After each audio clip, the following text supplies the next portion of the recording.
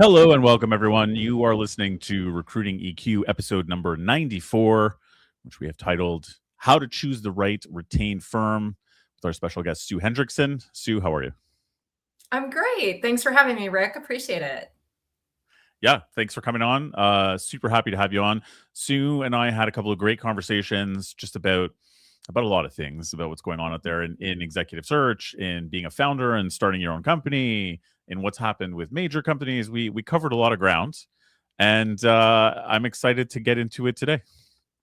Thanks. Appreciate it. And thanks for having me. And I look forward to, this conversation. I've been excited to have it with you and with everyone. Yeah, thanks, Sue. Okay, so before we get too heavy into the actual topic of how to choose the right firm, I would love it if you could give the listeners a bit of just an overview of who you are, what you do, Sure. and start from there. Yeah, absolutely. Thanks. So my career was not a straight line. I would describe it more as a circular collection of experiences, but touching on some really, cool opportunities and working with some great companies that really help shape how I think about talent, how I think about, leadership and what great leadership looks like. I really started my career really early on, and I'm not going to bore you all with a bunch of details, but started with a boutique executive search firm and just really a great mentor, sort of right out of college, uh, fell into it. And he was an Kimberly Clark talent executive. So he's really strong, basic foundation and best in class practices and principles. And so I learned a lot about just the executive search process back in the day when we got on the phone a lot and, really talked to people and rolled up our sleeves and got in there. One of my clients I had worked with a lot at this firm was a larger bank and really enjoyed their talent team, their HR team, the leader of the group, and ultimately, long story short, joined them and went to the corporate side. And that was really purposeful. So I could see what the inner workings of a company was like. I thought it would be great experience. I found it fabulous mentor and really helped shape how I think about talent, foundation and behavior, interviewing and communication styles, and a lot of great training. So I really checked that box, got a lot of what I wanted there. And that really started my career in corporate.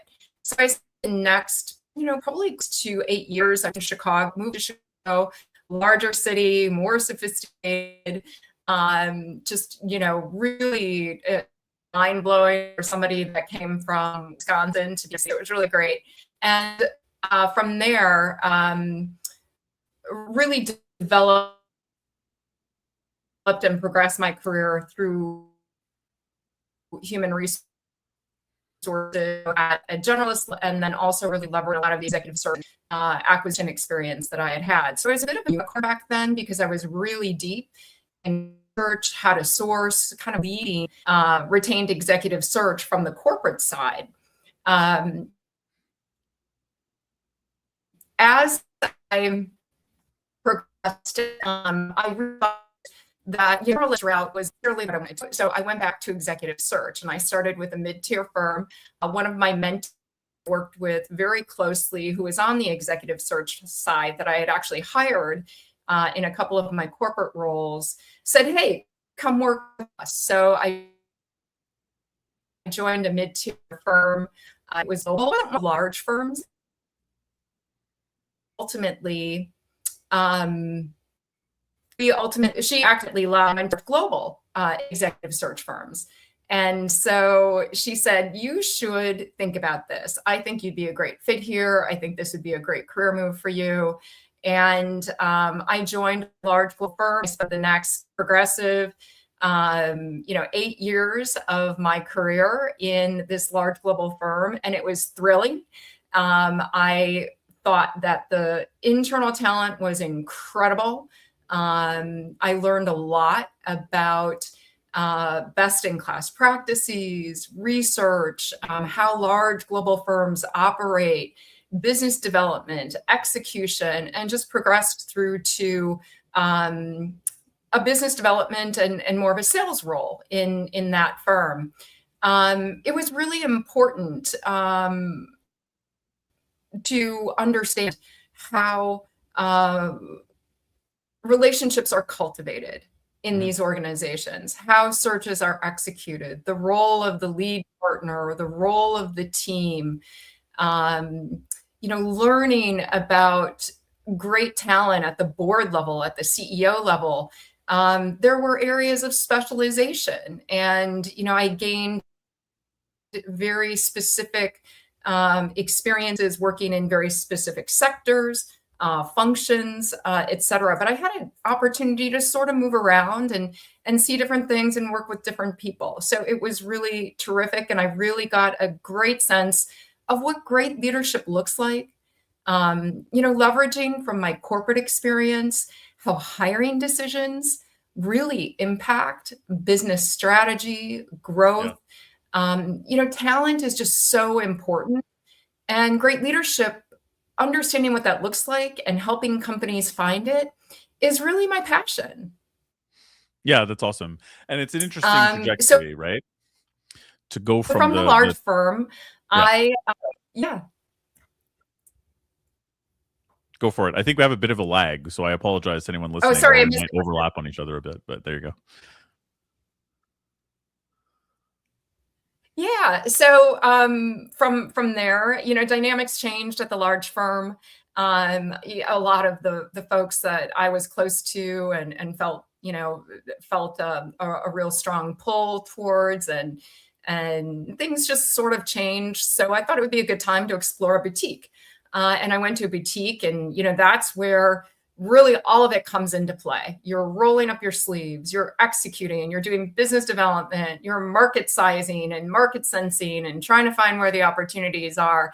And you're doing everything all at once. And you're also helping the others in the organization understand what great looks like and how to compete against the big firms and how to tailor your messaging. So it was a really great entrepreneurial experience, super hands-on, roll up the sleeves, and really valued, the change from a larger firm to a boutique.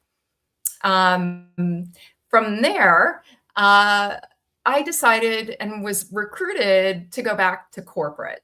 And it was just really a special combination. It was a private equity backed opportunity with a SaaS-based consumer insights company that really melded some of my industry experience with my search experience, and really enjoyed kind of coming back to corporate and private equity. It's very strategic, very focused, very pragmatic. Things move super quickly, I bet. and staying on point.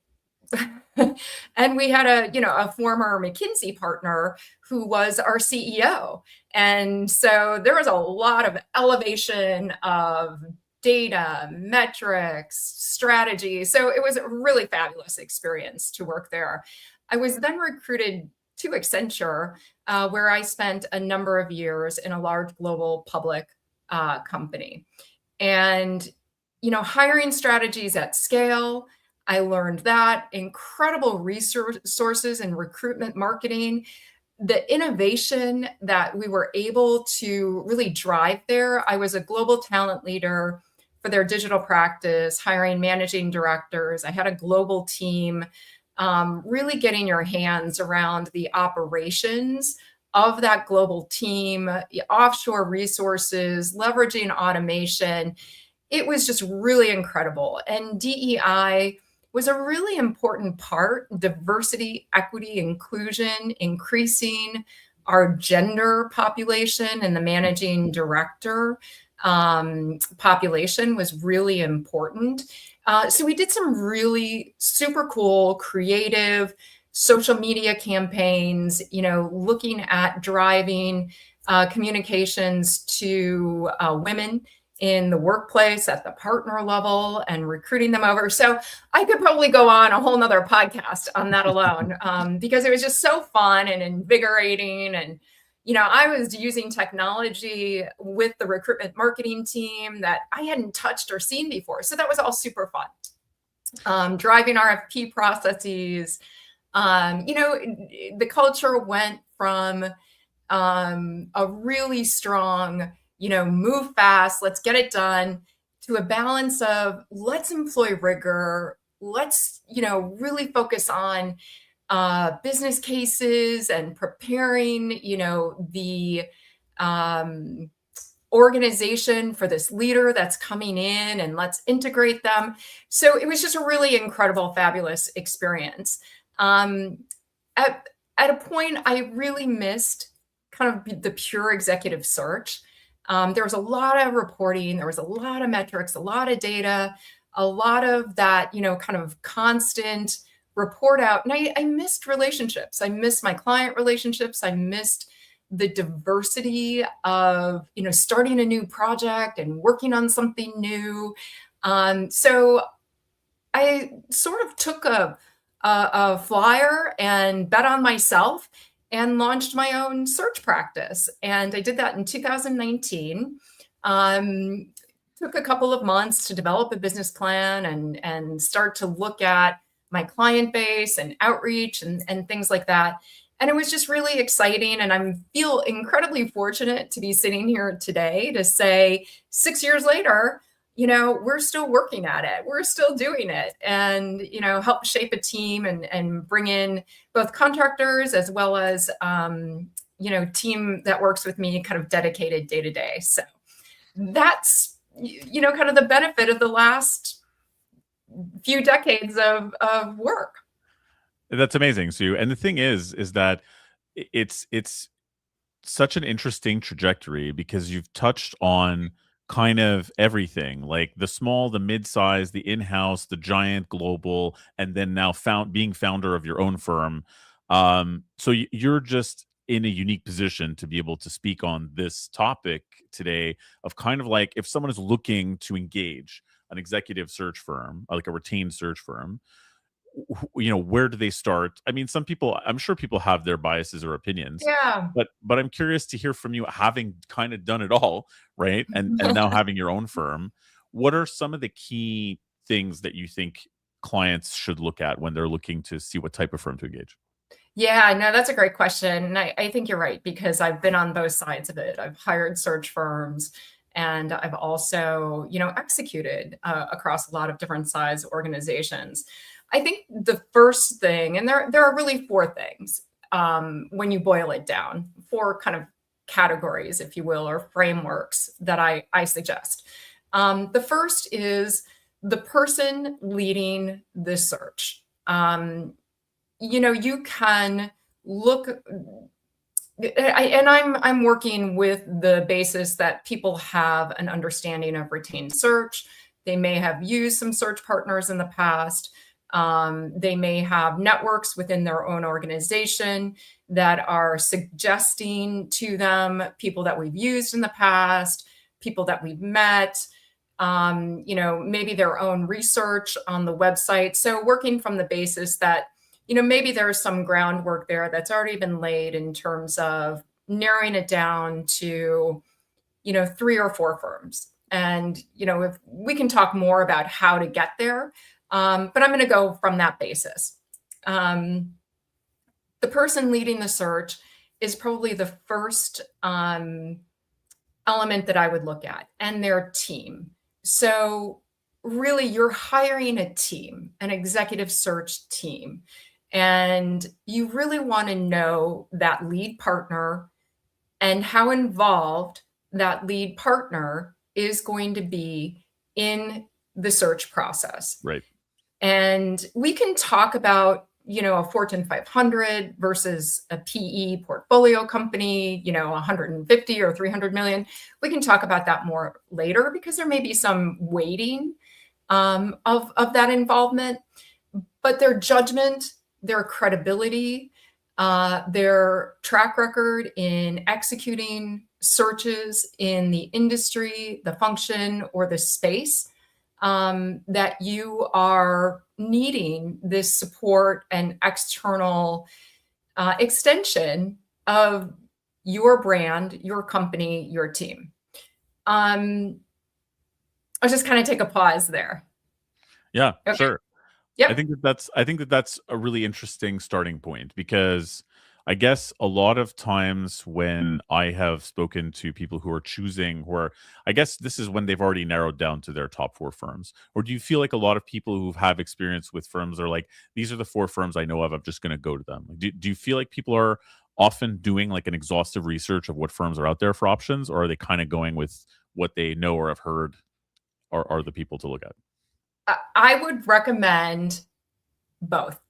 And I would always recommend a competitive process. So, but I think, yes, people do tend to go with the person that they may know or that they've executed with in the past or that has led searches in the past. That's not always the right answer for Mm, every situation. So I just, put um, maybe a flag up there for you to think about. Should we explore a different firm or a different path? And we can kind of get into that with a couple of these other areas, but I highly recommend a competitive process. yeah. And Um, then another thing you mentioned that I find interesting, Sue, is the how much is that lead search or like lead search representative going to be involved? That lead search partner. Is this something that you've experienced in the past where you were really hiring a firm on based on the lead search partner and they weren't really involved in the search process and it kind of fell flat?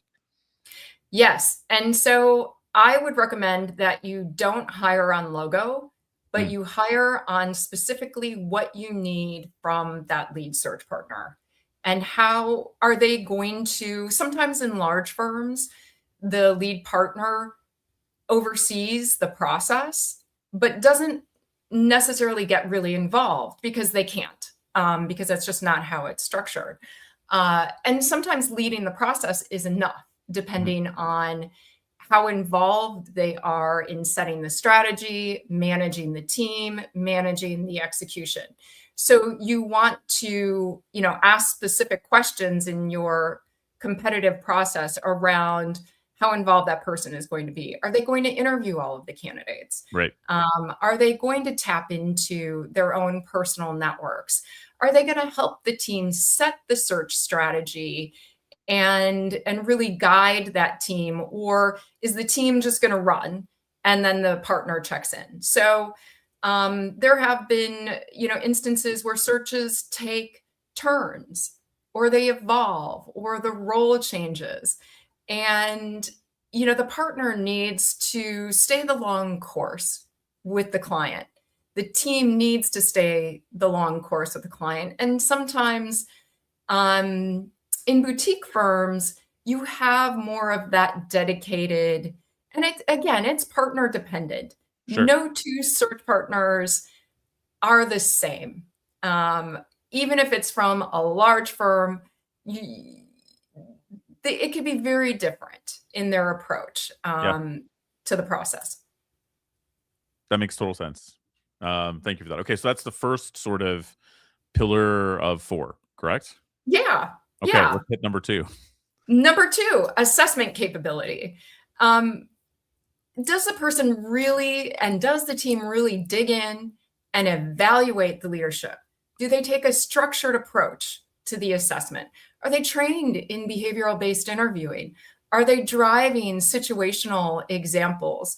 Coupled with, intuition, because if any of us have read Blink, we know that intuition is a collection of experiences that are really buried in our consciousness, right? And so their intuition is real and Yeah. it's scientific, but it has to be, and it's pattern recognition, right? So you need somebody who I think is strong both scientifically, the science part of interviewing and assessment, Right. as well as the art, which is, the intuition and the collection of experiences. I love the intuition and the art piece. How do you so this is something that I think about, but then again, I came to recruitment very late in the game in my 30s, only after having dropped out of art school to start a record label and play in many bands and stuff like that over the years. So It's cool. naturally, and I like reading relational psychotherapy books for fun, right? So I'm interested in, the way that humans think and act, and like what is intuition really, and how does it play a part? Like these are all things that I'm super fascinated by. Difficult to bring up in a conversation though with other with either vendors or other recruiters. How do you find that you broach those intangibles that are a little bit harder to measure or to identify, either when you're hiring for yourself or with clients? Like, how do you sort of try to get those intangibles down? Yeah, well, I think first it's, you want a partner or you want a search team that is going to make a candidate feel very comfortable, very at ease. Mhm. The enhancing the self-esteem, get them to tell stories, be non-judgmental, be a poker face and just be curious and take it in.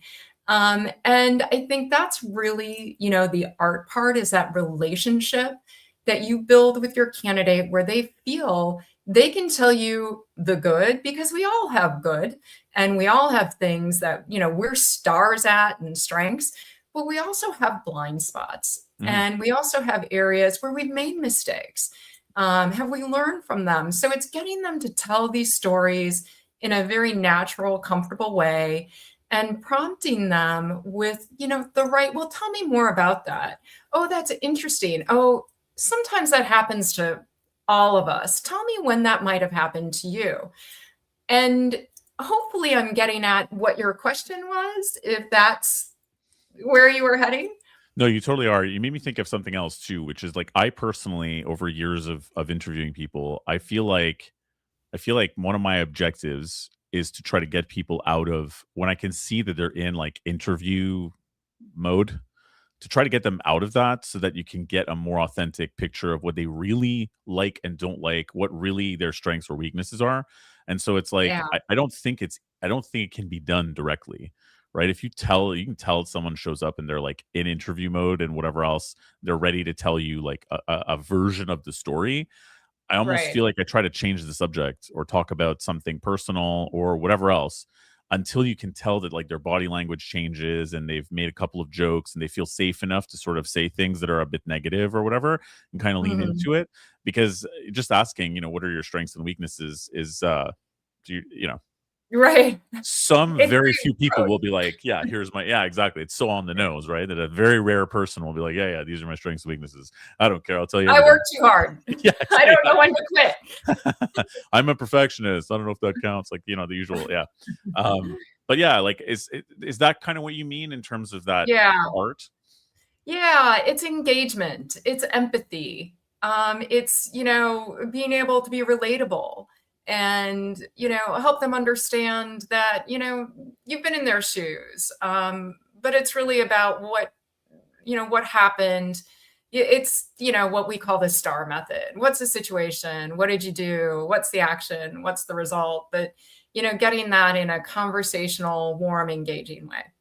Yeah, like bringing those things to life is hard.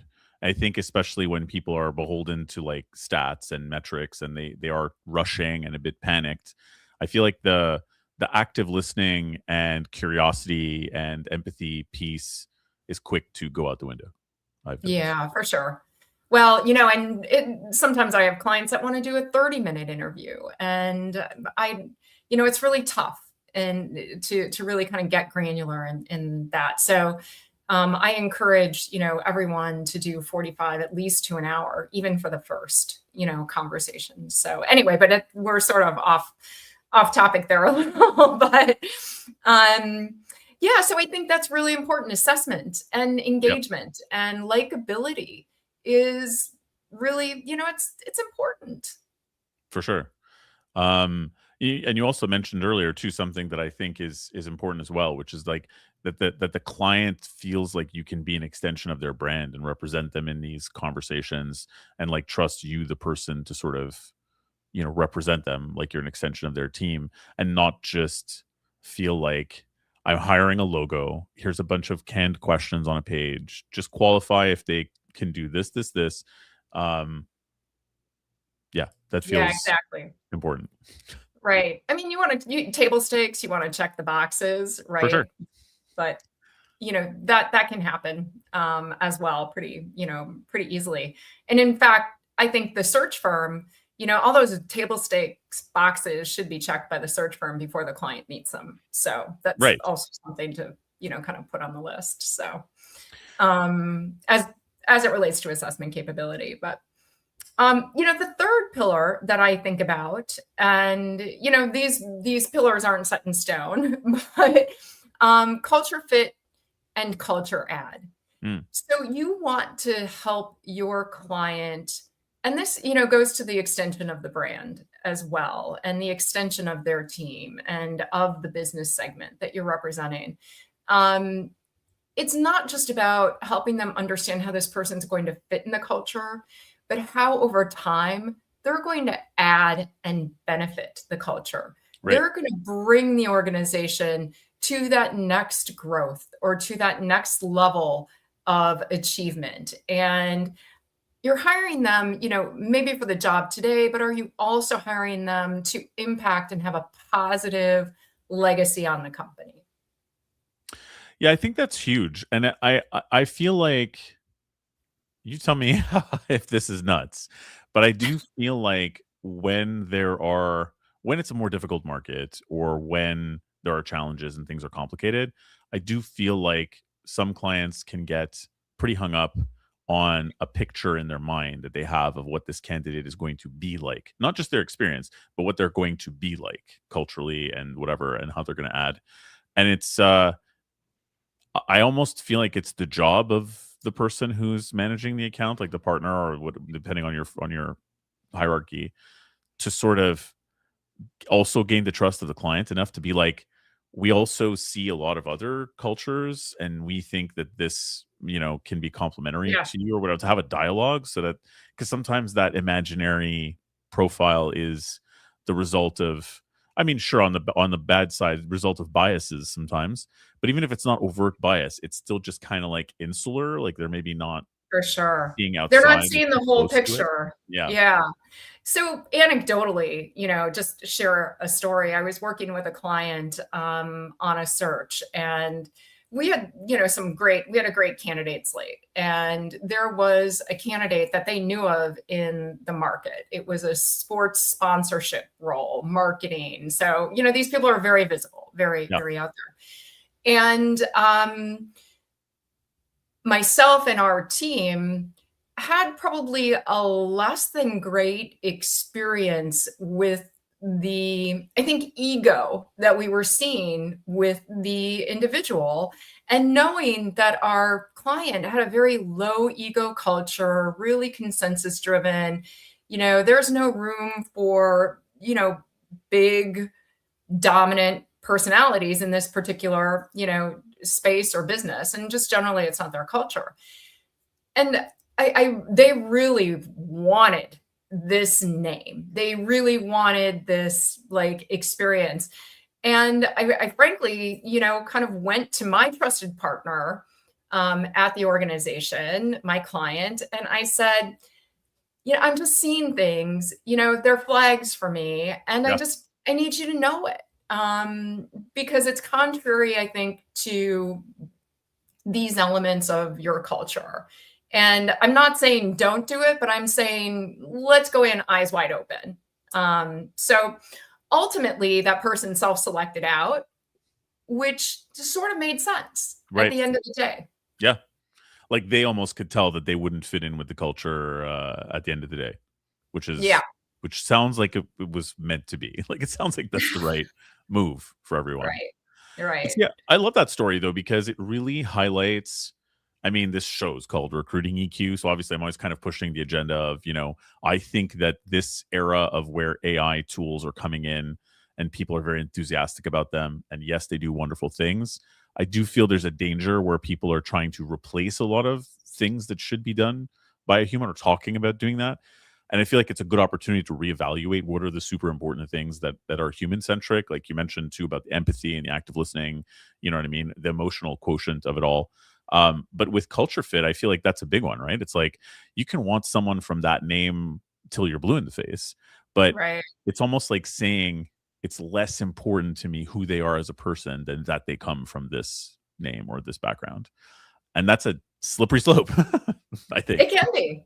You Yeah. know, it can be based on the culture of the company and you know how the person fits within that leadership profile and that leadership role and you know leading teams versus individual contributors. It can be really devastating to have a non-fit culturally. Yeah. It's high stakes for sure, right? For the future of the business, short term or long term, even worse, long term. Yeah. Even worse, a bad hire that stays a long time and that isn't, you know what I mean? I would imagine. I would imagine that as well for sure. But you really do, you know, just to kind of you know wrap that thought up. Yeah. You really do want somebody that you know can take your company to where it's going, Mhm. you know, and culturally take them on that, help them get to that point of where you know transformationally they want to be in the future. Yeah. No, that's a great point. That's a great point. All right, let's hit number 4. Number 4. Finally there. Level of service and execution. I mean, it sounds really basic and it kind of hits on that first, you know, who's the lead partner and how involved are they? But are they going to give your and it kind of wraps all of these things together.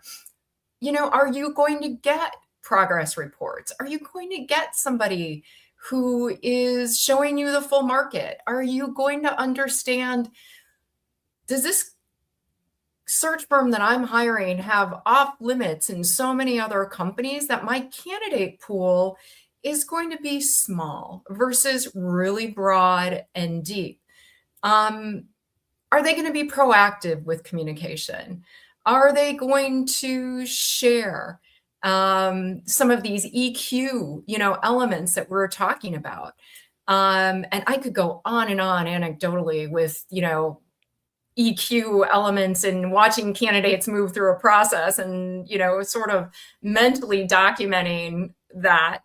Does the firm represent your brand? Does it reflect your company and your company's values in a positive way? Right. And then, you know, are they managing the candidate and managing the project thoughtfully? Um, you know, so I think it really ties together all of the other, you know, elements that we've been talking about. It absolutely does. I think that's a great breakdown. And what about size of firm? Or there's two things that come to mind: size of firm and like the way that their hierarchy works, um, and how that can factor into a decision of whether to go with a firm that's got like a huge hierarchical structure, like a Shrek type firm, like a bigger firm, versus a boutique firm. But second half of that question is, what is your thought process on having someone local versus having someone global, like who has a local network versus someone who's like, oh, we can search anywhere? You know what I mean? Like, when do those factors become really important in your experience?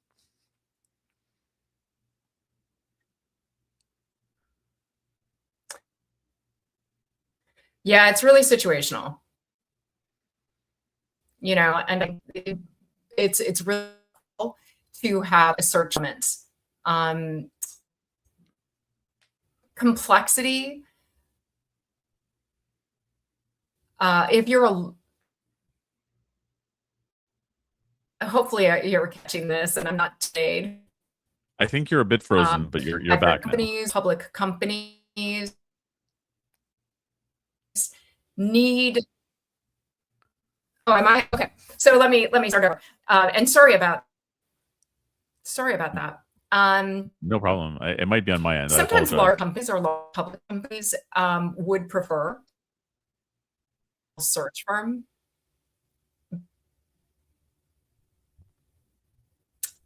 Am I good? I think so. Oh no. Am I good? I think you are. Are you hearing me? Yikes. Oh, I think you're back now. I'm good. Oh, Yeah. okay. Um, okay. Sorry about that. Larger No, that's fine. companies, sometimes can be matrixed, multiple stakeholders. A process can be, slower in a larger company. They may need a partner from a larger firm who has deeper resources, that understands how to navigate the complexities of a matrix organization with multiple stakeholders from multiple businesses that are um, involved in the search process, and that person needs to be involved across all of those cross-functional layers. And sometimes larger firms have, the resources, the experience, et cetera, to understand that and navigate it. Sometimes larger companies are okay with a slower process that's more rigorous, more process, more reporting. They require sometimes more metrics and more data. And sometimes larger firms can handle that just volume of Yeah. those other elements that are important, potentially better than a boutique. But I'm going to kind of go back to my original: no two partners at a firm are the same. And a lot of times, boutique partners, depending on their training and their team and their specialization, can handle that just fine. So it really kind of comes back down to weighting of what's more important to you and what's the right decision for this search.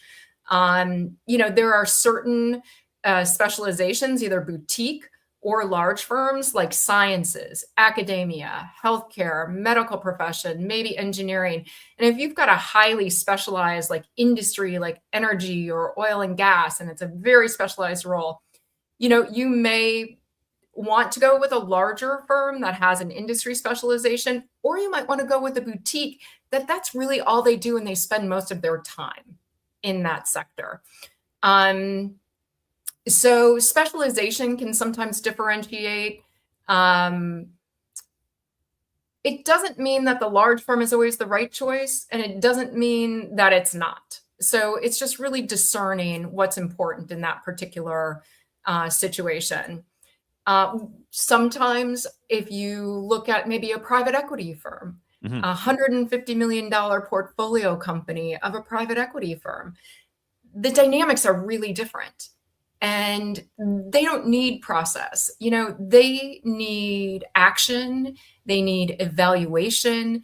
They need somebody that can understand the investment thesis, Hmm. that gets, the elements of private equity, rolling up the sleeves, lean teams, moving fast, how well they engage with the leadership and the business.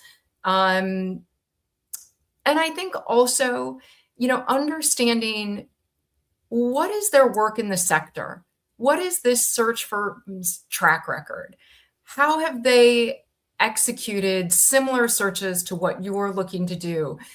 What are their non-competes? What are their off limits? Really kind of understanding, does the search partner, does the search team understand the very specific requirements of the role in this industry sector? So it's very different dynamics. The weighting is very different.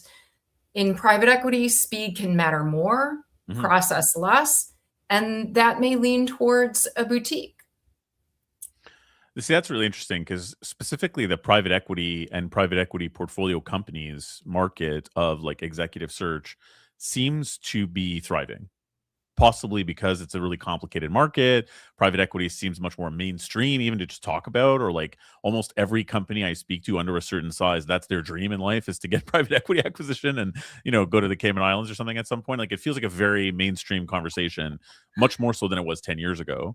Um, but it seems like it to what you're describing, it almost runs counter to what we picture of a traditional retained executive search that is slower moving, that is highly like full of data and research and informational and larger teams and kind of, the kind of Shrek firm picture that I Yeah, have in my mind of an executive search.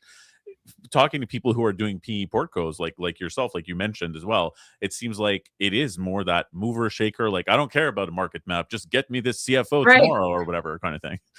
Yeah, but the interesting thing there is the process for the search firm is the same. Right. You you just don't wear your process on the sleeve, True. with because that'll just probably irritate the, the PE company. Like, Yeah. don't slow me down with all of this. Just get me. And I think it's less about, in my experience, it's less about, oh, let's have a structured weekly. I mean, you still want to do that from a best practice, but it's more like real time.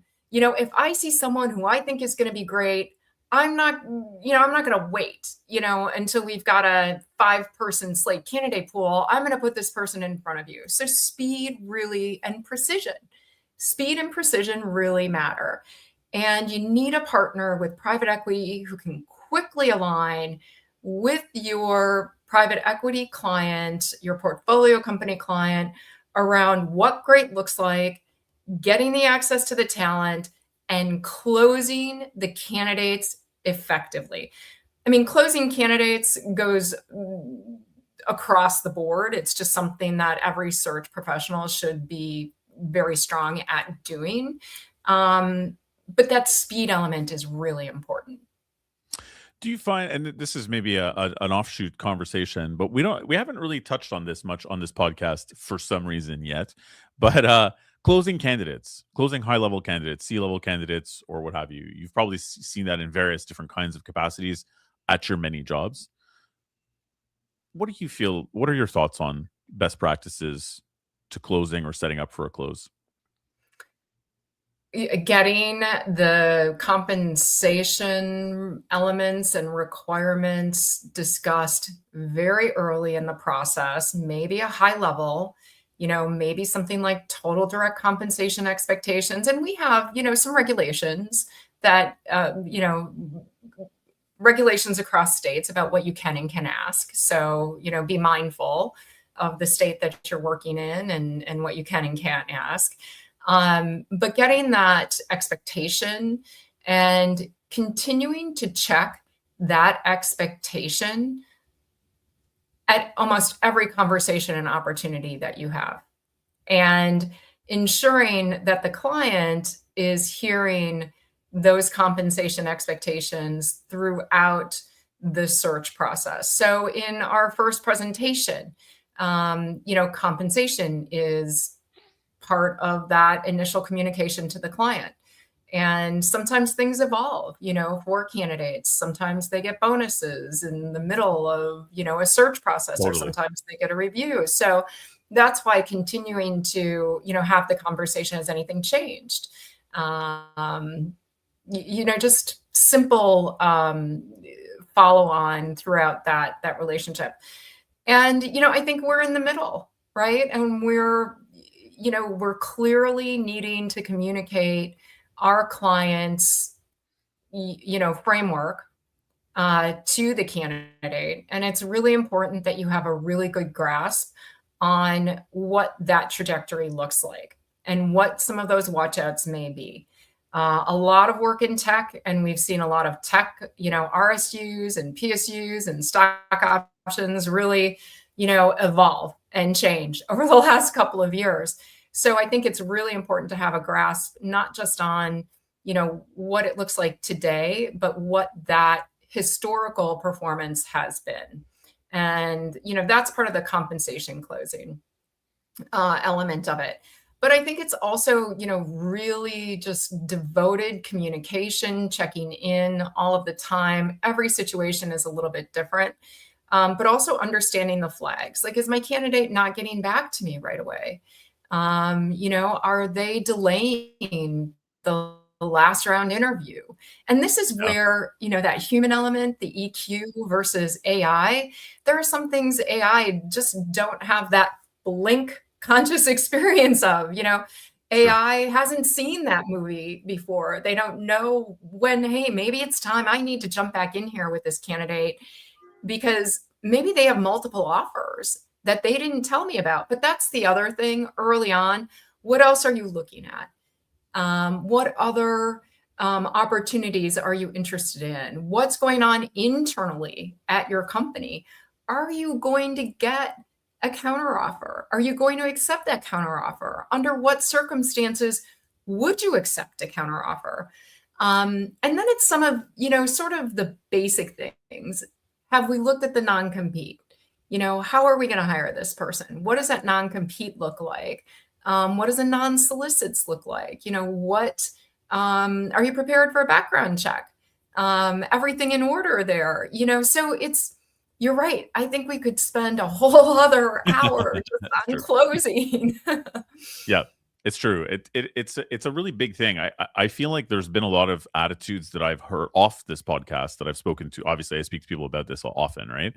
And I consider myself very lucky that the two mentors that I have had in my trajectory of recruitment, Julie Robinson being the owner of Raymond George, being one of them, most recently, and the biggest one. But it's like this whole idea that you're active listening and then thinking what jobs you might pitch to the person, but almost like I'm not going to pitch them anything that I can't close them on, right? Like that I don't think if I think there's going to be a problem closing them on this job at the end, I'm going to work that into the pitch and say, here's my concern with this job for you right away. Yes. And and you know what I mean? And that active listening to like, what are the real problems, factors, emotionally that are going to make somebody want to change. So like in my head, I'm already picturing 10 moves down. If they actually like each other, what are the problems that are going to come up? How am I going to, close this person on it? Yeah. Money aside, let's assume we get in the right ballpark of money. Otherwise we wouldn't get to the final stage anyway. Right.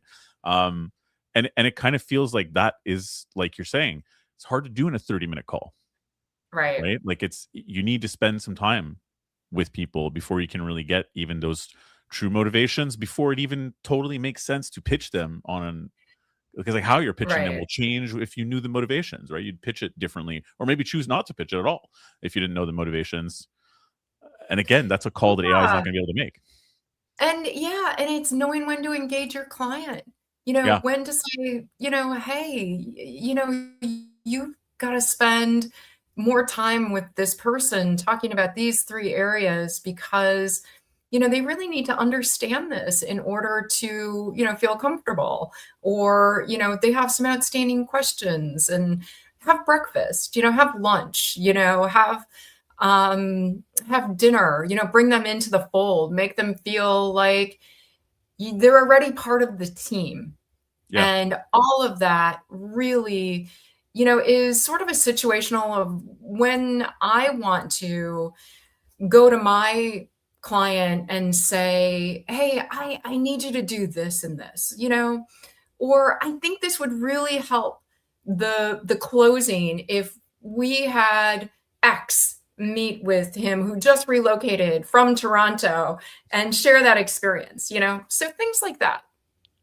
I think that's a really good point that you bring up too about like adding a step even, which feels counterintuitive to the old adage of like time kills deals. But I've found post COVID, for a really great candidate, sometimes the close works when you add more steps, spend more time in different environments, bring them in, like you're saying, go out for dinner, bring them back to the office to meet with everybody, or like an event of some kind to really integrate them into the feeling of the place. That seems to help more than hurt when it's the right person, like when everybody is on the Yeah. same page, right? Obviously, not for everyone. You don't want to add steps to the process as a blanket rule. But Right. when it's going well, these days I find adding more contact and more FaceTime seems to help rather than hurt. And it's not a rush to get to the finish line, even once you know you've got the right person. Is that something you're seeing as well, or is it just kind of in my line of business?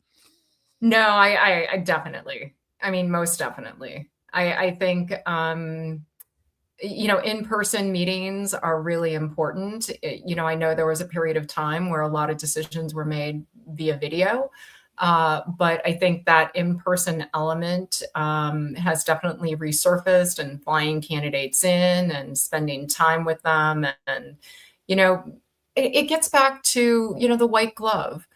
How do I parlay how I think about white glove experience and candidate experience and the extension of your brand? All of those elements really kind of tie up and become a nice bouquet, at the close process. Yeah, for sure. Um, Question for you on that too, on that front. I have had surprising answers to the counteroffer question from guests on this show, and you mentioned it in passing.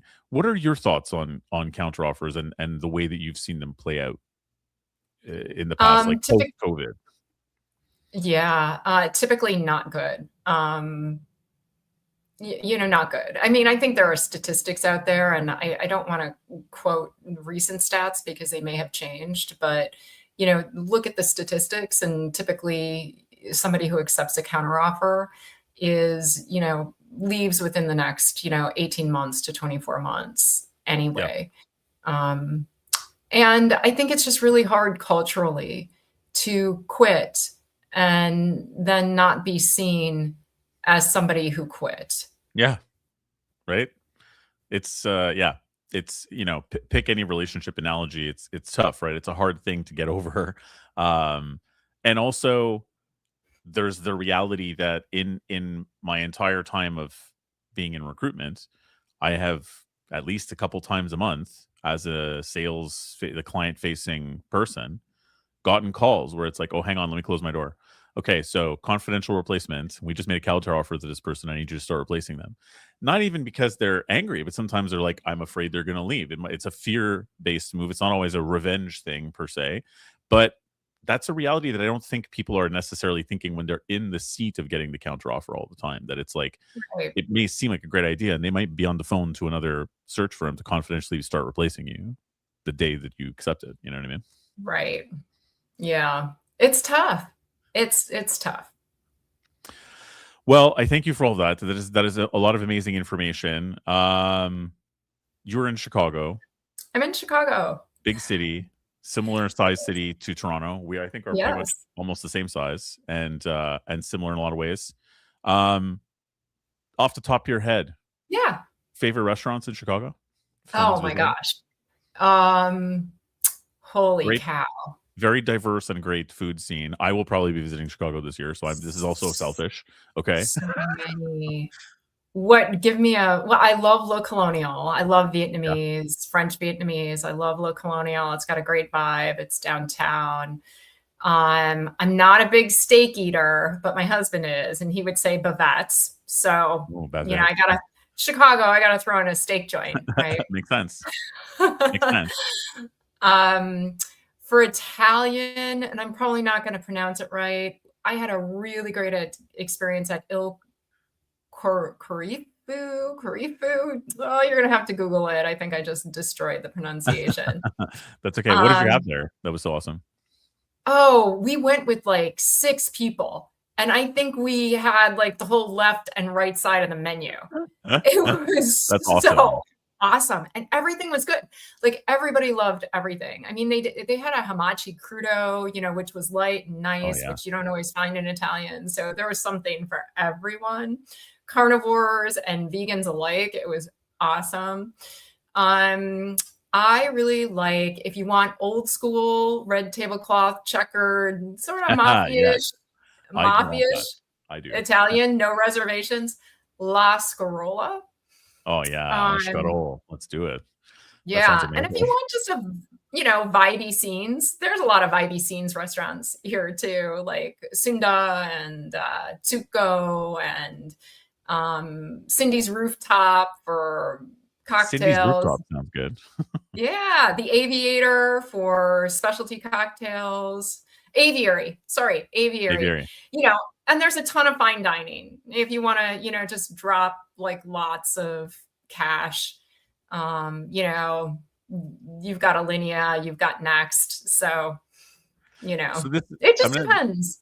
I'm gonna admit something that is a little embarrassing for me, who likes to eat out and who loves restaurants and who tries different restaurants everywhere I travel. I have not been to Chicago. I will be going for my first time probably later this year. That's the plan anyway. In a couple of Oh, months. Is Chicago pizza truly better than New York pizza? oh my gosh, don't do this to me. I love Neapolitan pizza. Yeah. Neapolitan pizza is my favorite pizza. And like I could just name like 6 Neapolitan pizza places. I'm going to take a pass.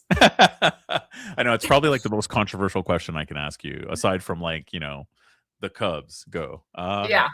I would say Super Bowl it's Chicago deep dish pizza. You Yeah. know, you got a big crowd over, you know. But again, I'm gonna like my husband's gonna be like, do the meat lovers, you know, Yeah. pepperoni, sausage, the whole thing. And I'm like, oh, can you stuff mine with spinach? I'll do spinach and feta, thanks. Instead of, yeah, exactly. That's awesome. Well, thank you very much, Sue. This has been lovely. A lot of fantastic information there. If people would like to reach out to you, what is the best way that they should get in touch with you? LinkedIn, Yeah, website? LinkedIn is great. My website is great, but you can find me on LinkedIn. Super easy, and all my contact information is there. And this was just really fun, and it was nice to spend time with you and all of your fans. Well, yes, thank you. And we just got a comment now, actually, from somebody. Oh, someone. I can name her. It's okay. She's the owner of Raymond George. Julie says, nope, NYC all the way for pizza. Sorry. We got a hot debate here going. The phones are lighting up, everyone. No, I'm kidding. I'm going to get a lot of heat from passing on that question. Yeah, I'm sorry. I'm sorry to do that to you and put you on the spot. It's my fault, really. I owe you one. But yes, thank you very much for being here. Your website again is for Leadership Advisory Group, just for those who are listening. Yeah. Yeah. Can you read that? Is that just leadershipadvisorygroup.com or Leadership Advisory Group LLC.com. Awesome. Thanks, Sue. Much appreciated. And thank you all for joining us for another episode of Recruiting EQ. Feel free to check out both Sue and I via LinkedIn. The LinkedIns will be in the description if you're listening to this on Spotify or any other of our lovely podcast portals. Thanks very much, guys. Awesome. Thanks, Sue. See you next time. Thanks a million. Have a great day, everybody.